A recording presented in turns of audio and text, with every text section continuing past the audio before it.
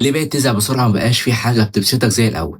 لأن مخك عنده مقياس للمتعة، في كل مرة بتفتح فيها التيك توك أو بتاكل فيها وجبات سريعة أنت بتغرق مخك في مستوى عالي جدا من الدوبامين اللي هو هرمون المتعة بدون أي مجهود.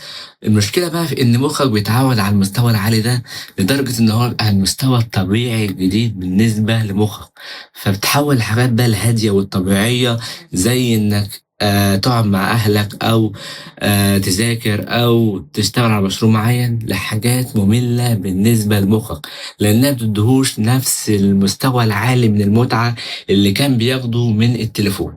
فالحل بقى إنك تعمل إعادة ضبط لمخك، يعني تقطع عنه كل وسائل المتعة السريعة والسهلة لمدة 24 ساعة. لما تمنع الدوبامين الرخيص مخك بيجوع للمحفزات، وبعد انتهاء ال24 ساعة ترجع الحاجات المملة زي المذاكرة والشغل لحاجات محفزة، لأن المستقبلات التحفيز اللي في مخك بترجع لمستواها الطبيعي وبترجع لحالتها الطبيعية.